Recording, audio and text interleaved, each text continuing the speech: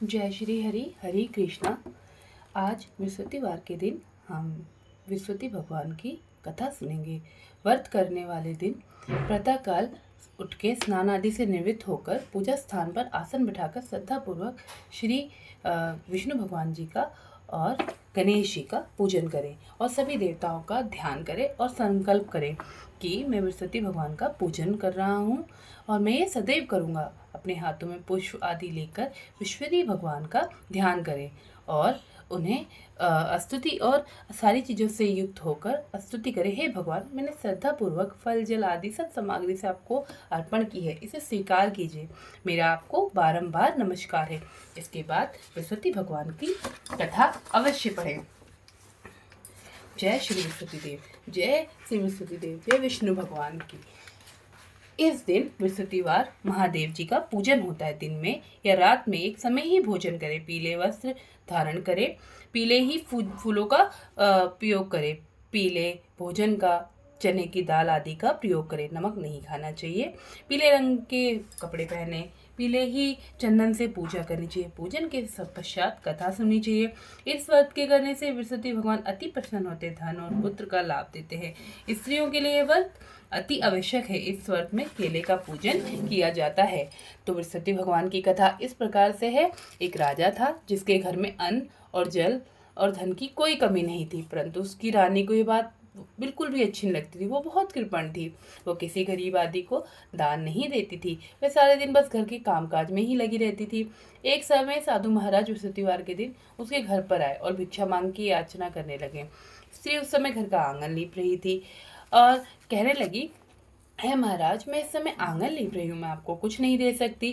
फिर किसी अवकाश के दिन आना। साधु महात्मा खाली हाथ चले गए। कुछ दिन बाद फिर बृहस्पतिवार आया। साधु महात्मा फिर आए, उसी तरह का भिक्षा मांगने लगे। रानी उस समय लड़के को खिला रही थी। कहने लगी, हे महाराज, क्या करूँ, अवकाश ही नहीं है, इसलिए आपको कुछ नहीं दे सकती। तीसरी बार महात्मा आए तो इसी तरह उनको फिर से टालना चाहा, परंतु महात्मा कहने लगे, यदि तुमको मैं बिल्कुल अवकाश दिला दूं, क्या तुम मुझे भिक्षा दोगी? रानी कहने लगी, हाँ महाराज, यदि ऐसा हो जाए तो आपकी बहुत कृपा होगी।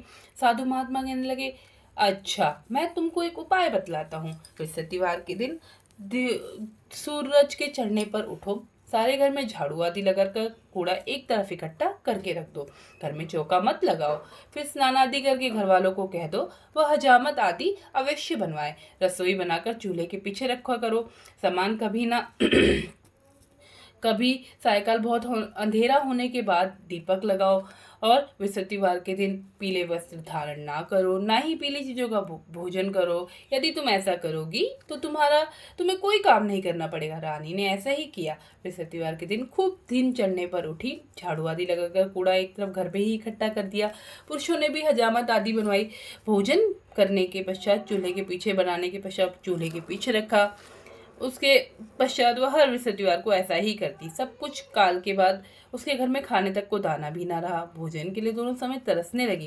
राजा रानी से कहने लगा, रानी, तुम यहाँ पर रहो, मैं दूसरे देश को जाऊँ, क्योंकि यहाँ पर मुझे सभी मनुष्य जानते हैं, इसलिए कोई छोटा मोटा काम नहीं करा सकता। ऐसा कहकर राजा परदेश चला गया और वो जंगल में जाता और लकड़ी काट कर लाता और शहर में बेचता। इस प्रकार जीवन अपना वो व्यतीत करने लगा।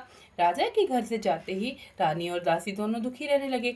किसी दिन भोजन मिलता और किसी दिन पानी पीकर ही रह जाती। एक बार रानी और दासी को 7 दिन जब बिना भोजन के हो गया तो रानी ने अपनी दासी से कहा, हे दासी, यहाँ पास के नगर में मेरी बहन रहती है, वो बहुत धनवान है, तू वहां जा और उससे 5 सेर बाजरा मांग ला, जिससे कुछ समय के लिए तो गुजारा हो जाएगा।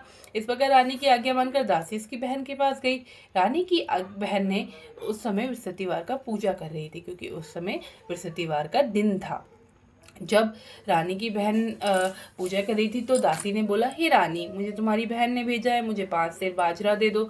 इस प्रकार उस दासी ने कई बार कहा, परंतु रानी ने कुछ उत्तर नहीं दिया, क्योंकि उस समय बृहस्पतिवार का वह कथा सुन रही थी। इस प्रकार जब दासी को किसी प्रकार का उत्तर न मिला, वो बहुत दुखी हुई तथा क्रोध भी आया और लौटकर अपने गाँव में रानी के पास आकर बोली, हे रानी, तुम्हारी बहन बहुत बड़ी आदमी है, वो छोटे लोगों से बात नहीं करती, इसलिए उसने हमसे बात नहीं करी और वो मेरे किसी भी प्रश्न का किसी प्रकार का कोई उत्तर नहीं दिया। रानी कहने लगी, हे दासी, इसमें उसका कोई दोष नहीं। जब बुरे दिन आते हैं तब कोई सहारा नहीं देता। अच्छे बुरे का पता तो आपत्ति काल में ही लगता है। जैसे ईश्वर की इच्छा होगी वही होगा। ये सब हमारे भाग्य का दोष है। उधर उस रानी ने देखा कि मेरी बहन की दासी आई थी, परंतु मैं उससे नहीं बोली। इससे बहुत दुखी हुई होगी। ये सोच कहानी को सुन और विष्णु भगवान का पूजन समाप्त करके वह अपनी बहन के यहाँ घर चल दी और जाकर अपनी बहन से कहने लगी, हे बहन, मैं बृहस्पतिवार का व्रत कर रही थी। तुम्हारी दासी गई थी, परंतु जब तक कथा होती है तब तक ना उठते हैं ना बोलते हैं, इसलिए मैं नहीं बोली। कहो दासी, क्यों गई थी? रानी बोलने लगी, हे बहन, हमारे अनाज नहीं था। वैसे तो तुमसे कोई बात छिपी नहीं है, इस कारण मैंने अपनी दासी को तुम्हारे पास 5 सेर बाजरा लाने भेजा था। रानी बोली, बहन, बृहस्पति भगवान सबकी मनोकामना पूर्ण करते, शायद तुम्हारे घर में अनाज रखा हो। इस प्रकार के वचन जब रानी ने सुने तो घर के अंदर गई। उसे एक घड़ा बाजरा से भरा मिला। तब रानी और दासी बहुत प्रसन्न हुए। दासी कहने लगी, हे रानी, देखो, जब हमें भोजन नहीं मिलता तो हम व्रत ही तो करते हैं। अगर इनसे व्रत और कथा की विधि पूछ ली जाए तो हम भी किया करेंगे। तब उस रानी ने अपनी बहन से पूछा कि बृहस्पतिवार के व्रत के दिन पूजा और व्रत की कथा किस प्रकार से है। तब रानी की बहन कहने लगी, हे बहन, बृहस्पतिवार के व्रत के दिन चने की दाल मुनक्का से विष्णु भगवान के केले की जल में पूजन करे, दीपक जलावे, पीला भोजन करे तथा कहानी सुने। इस प्रकार करने से गुरु भगवान प्रसन्न होते हैं, अन्न, वस्त्र, पुत्र, धन दान देते हैं, मनोकामना पूर्ण करते हैं। इस प्रकार से रानी और दासी दोनों ने निश्चय किया, बृहस्पतिवार भगवान का पूजन हम लोग अवश्य किया करेंगे। 7 रोज बाद जब बृहस्पतिवार आया तो रानी और दासी व्रत करने का संकल्प लिया। दासी घोड़शाला में जाकर चना और गुड़ बीन लाई और दोनों के दोनों मिलकर विष्णु भगवान के केले की जड़ में विष्णु भगवान का पूजन किया। पर पीला भोजन कहाँ से आए? बेचारी बड़ी दुखी हुई, परंतु उन्होंने व्रत किया था, इस कारण गुरु भगवान प्रसन्न थे। तो 2 थालों में सुंदर पीला भोजन लेकर दासी को देकर बोले, हे दासी, ये तुम्हारे और रानी के लिए भोजन है, तुम दोनों ही करना। दासी भोजन पाकर बड़ी खुश हुई और रानी से बोली, हे रानी, ये भोजन हम दोनों के लिए है। रानी को इस विषय में कुछ पता नहीं था। वो बोली, इससे तू ही खा ले, क्योंकि तू हमारी व्यर्थ में ही हंसी उड़ाती है। दासी बोली, एक महात्मा ये भोजन दे गया है रानी, ये हम दोनों के लिए ही है, हम दोनों को मिलके ही खाना है। रानी कहने लगी, ये भोजन तेरे लिए ही दे गया होगा, तू ही भोजन कर। दासी कहने लगी, वो महात्मा 2 थालों में सुंदर भोजन हमारे लिए दे गए, इसलिए हम तुम साथ में ही भोजन करेंगे। इस प्रकार रानी और दासी ने दोनों ने गुरु भगवान को नमस्कार करके भोजन प्रारंभ किया। अब वे प्रत्येक गुरुवार को बृहस्पति भगवान का व्रत करने लगी और भगवान की कृपा से, बृहस्पति भगवान की कृपा से फिर से उनके घर में दासी के पास काफ़ी धन हो गया, रानी और दासी के पास। पर रानी फिर उसी प्रकार से आलस्य करने लगी। दासी बोली, हे रानी, तुम फिर इस प्रकार से आलस्य करने लगी, तुम्हें धन रखने में फिर से कष्ट होने लगा। इस कारण जो पहले भी इसी प्रकार से तुम्हें कष्ट होता था, तो इस कारण सभी धन नष्ट हो गया। अब गुरु भगवान की कृपा से धन प्राप्त हुआ है तो फिर तुम्हें आलस्य होता है। बड़ी मुसीबतों के बाद ये धन हमने पाया है, इसलिए हमें दान पुण्य करना चाहिए, भूखे मनुष्य को भोजन कराना चाहिए, प्याऊ लगवाना चाहिए, ब्राह्मणों को दान देना चाहिए, कुआं, तालाब, बावड़ी आदि का निर्माण कराना चाहिए, मंदिर पाठशाला बनवाकर दान करवाना चाहिए, कुंवारी कन्याओं का विवाह करवाना चाहिए। धन को शुभ कामों में खर्च करना चाहिए, जिससे तुम्हारा यश फैलेगा और पितरों को स्वर्ग की प्राप्ति होगी। रानी ने फिर इस प्रकार से करना आरंभ किया, उसका यश फैलने लगा। रानी और दासी विचार करने लगे, ना जाने राजा किस प्रकार से होंगे, उनकी कोई खबर नहीं। गुरु भगवान से उन्होंने प्रार्थना की। तब भगवान ने रात्रि में राजा को स्वप्न में कहा, हे राजा, उठ, सब सोच को त्याग दे, तेरी रानी तुझे याद करती है, अपने देश को चल। राजा प्रातःकाल उठा और विचार करने लगा, स्त्री जाति पहनने की और खाने की संगनी होती है, पर भगवान की आज्ञा मानकर वह अपने नगर को चलने लगा।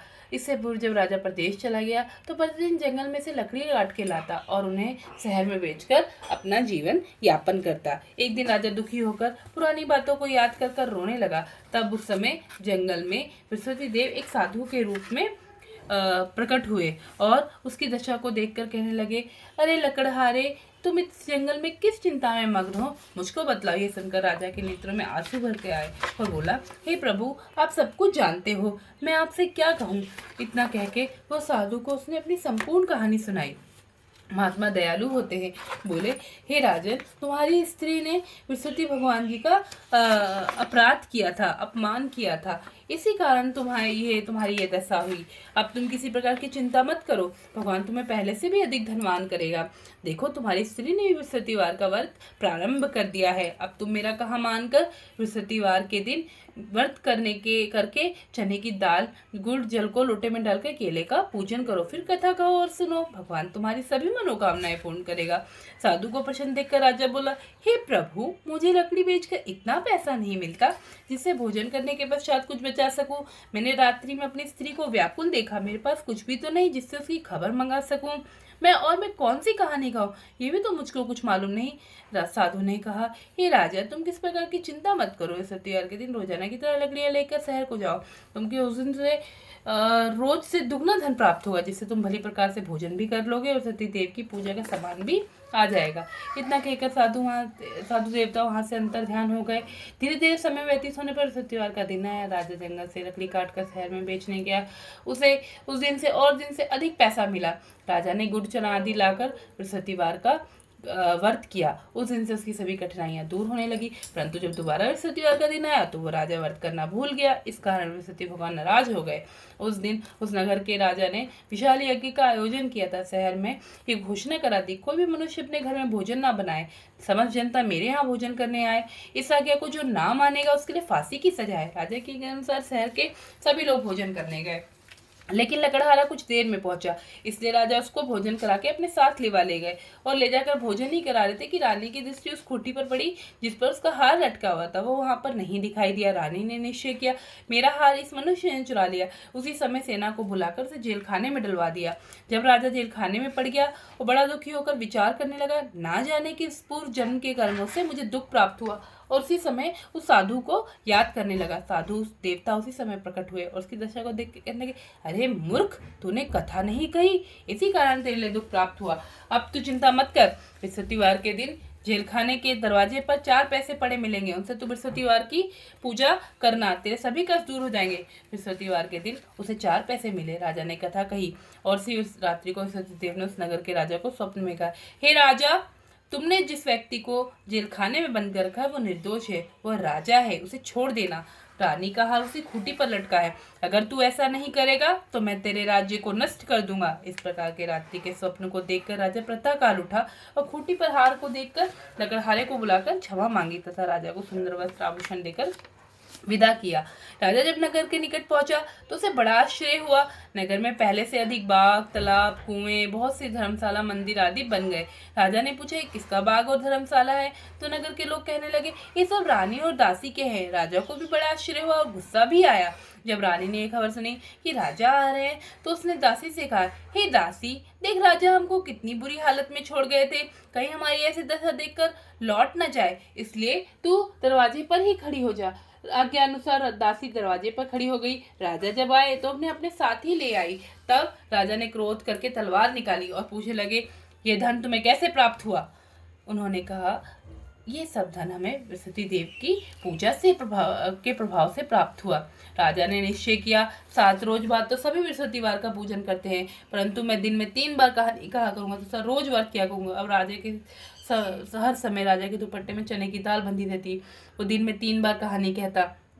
और एक दिन राजा ने विचार किया, चलो अपनी बहन के यहाँ हो आवे। इस प्रकार विचार करके वो घोड़े पर सवार होकर अपनी बहन के यहाँ चलने लगा। मार्ग में देखा कुछ आदमी एक मुर्दे को लिए जा रहे हैं। उनसे रोककर बोलने लगा, अरे भैया, मेरे बृहस्पतिवार की कथा सुन लो। व्यक्ति बोलने लगे, अरे हमारा तो आदमी मर गया, इसे अपनी कथा की पड़ी है। पर वह कुछ व्यक्ति बोले, चलो हम सुनेंगे तुम्हारी कहानी। राजा ने दाल निकाली। जब कथा आदि हुई तो मुर्दा हिलने लगा और जब कथा समाप्त हुई, राम राम करके मनुष्य खड़ा हो गया। बोलो बृहस्पति भगवान की जय। आगे मार्ग में उसे किसान खेत में हल चलाता मिला। राजा ने उसे देखा और उसे बोला, अरे भैया, तुम मेरे बृहस्पति देवता की कथा सुन लो। किसान बोला, जब मैं तुम्हारी कहानी सुनूंगा तब तक 4 हरिया जोत लूंगा, जा अपनी कथा किसी और को सुनाना। इस प्रकार राजा आगे चलने लगा। राजा के हटते ही बेल पर छाड़ खाकर गिर गए तथा किसान के पेट में बहुत तेज का दर्द होने लगा। उस समय किसान की माँ रोटी लेकर आई। उसने अपने पुत्र का हाल देखा और सब हाल पूछा। बेटे ने भी सब हाल कह दिया तो बुढ़िया दौड़ी दौड़ी उस घुड़सवार के पास गई और उससे बोली, मैं तुम्हारी कथा सुनूंगी, तुम मेरे खेत पर ही चलकर कहना। राजा ने बुढ़िया के खेत पर जाकर कथा कही, जिसको सुनते ही किसान के पेट का दर्द खत्म हो गया और बैल भी खड़े हो गए। फिर किसान राजा अपनी बहन के यहाँ पहुंचा। बहन ने भाई की खूब मेहमानी की। दूसरे दिन प्रातःकाल राजा जागा तो वह देखने लगा कि सब मनुष्य भोजन कर रहे हैं। उसने अपनी बहन से कहा, क्या कोई ऐसा व्यक्ति नहीं है जिसने भोजन ना किया हो, वो मेरी बृहस्पतिवार की कथा सुन ले। बहन बोली, हे भैया, यहाँ के लोग ऐसे ही हैं। पहले यहाँ लोग मनुष्य भोजन करते हैं, बाद में ही अन्य कोई काम करते हैं, परंतु फिर भी कोई ऐसा हो तो मैं पड़ोस में देख आती हूँ। ऐसा कह के वे कुम्हार के घर गई और वहाँ उसे पता चला कि कुम्हार का लड़का 3 दिन से बीमार है। उसके यहाँ पर 3 दिन से किसी ने कथा नहीं कही, खाना नहीं खाया। राजा ने जाकर कथा कही, जिसको सुनते ही वह लड़का ठीक हो गया और अब तो राजा की प्रशंसा होने लगी। एक दिन राजा ने अपनी बहन से कहा, हे बहन, हम अपने घर को जाएंगे, तुम भी तैयार हो जाओ। ये बात राजा की बहन ने अपनी सास से कही। सास बोली, हाँ तू चली जा, परंतु अपने लड़कों को मत ले जाना, क्योंकि तेरे भाई के संतान नहीं है। बहन बोली, भैया मैं चलूंगी, लेकिन बालक नहीं चलेंगे कोई भी। राजा बोला, जब कोई बालक नहीं चलेगा तो तुम ही क्या करोगी चल के। राजा ने बड़े ही दुखी मन से अपने नगर को लौट आया। राजा ने अपनी रानी से कहा, हम निर्वंशी राजा हैं, हमारा मुंह देखने का धर्म नहीं और कुछ भोजन आदि नहीं किया। रानी ने राजा से कहा, हे राजा, हमें बृहस्पति देव ने सब कुछ दिया, वो हमें औलाद अवश्य देंगे। उसी रात्रि को बृहस्पति देव ने राजा के सपने कहा, हे राजा उठ, सब सोच को त्याग दे, तेरी रानी गर्भ से। राजा को जब ये सब समाचार मिला तो वह बहुत खुश हुआ। 9वें महीने में उसके 2 पुत्र पैदा हुए। तब राजा बोला, हे रानी, स्त्री जाति बिना खाने के रह सकती है, परंतु बिना कहे नहीं रह सकती। जब मेरी बहन आए तो उससे तुम कुछ मत कहना। जब राजा की बहन ने समाचार सुना तो बड़ी खुशी हुई और बधाई लेकर अपने भाई के यहाँ आई। तब रानी ने कहा, घोड़ा चढ़कर तो नहीं आई, गधा चढ़कर आ गई। राजा की बहन बोली, भी भाभी, मैं इस प्रकार से ना कहती तो तुम्हें औलाद कैसे मिलती। बृहस्पति देव ऐसे ही हैं, जैसे जिसकी मन में कामना वो सभी को पूर्ण करते हैं। इसीलिए भगवान बृहस्पति देव की जो भी भावना से प्रेम पूर्वक बृहस्पतिवार का व्रत करता है, कथा पढ़ता है अथवा सुनता है और दूसरों को सुनाता है, बृहस्पति देव उसकी सभी मनोकामनाएं पूर्ण करते हैं। बृहस्पति देव की जय, विष्णु भगवान की जय। अब बृहस्पति भगवान की हम आरती सुनेंगे और मन में बृहस्पति भगवान का स्मरण करते रहेंगे। जय बृहस्पति देवा, जय बृहस्पति देवा। ओम जय बृहस्पति देवा, ओम जय बृहस्पति देवा। छिन छिन भोग लगाऊं, कदली फल मेवा। ओम जय बृहस्पति देवा, तुम पूर्ण परमात्मा, तुम अंतर्यामी, जगत पिता जगदीश्वर, तुम सबके स्वामी। ओम जय बृहस्पति देवा। चरणामित निज निर्मल, तब पातक हरिता, सकल मनोरथ दायक, कृपा करो भरता। ओम जय बृहस्पति देवा, तन मन धन अर्पण कर, जो जन शरण पड़े, प्रभु प्रकट तब हो करे, आकर द्वार खड़े। ओम जय बृहस्पति देवा, दीन दयाल दयानिधि, भक्तन हितकारी, पाप दोष सब हरिता, भव बंधन हारी। ओम जय बृहस्पति देवा, सकल मनोरथ दायक, सब संशय हारी, विषय विकार मिटाओ, संतन सुखकारी। ओम जय बृहस्पति देवा, जो कोई आरती तेरी प्रेम सहित गावे, ज्येष्ठ आनंद आनंद तो निश्चय ही पावे। ओम जय बृहस्पति देवा। बोलो बृहस्पति भगवान की जय। आपको आज की कथा पसंद आए तो मेरे चैनल को लाइक कीजिए, सब्सक्राइब कीजिए। धन्यवाद। जय बृहस्पति देवा।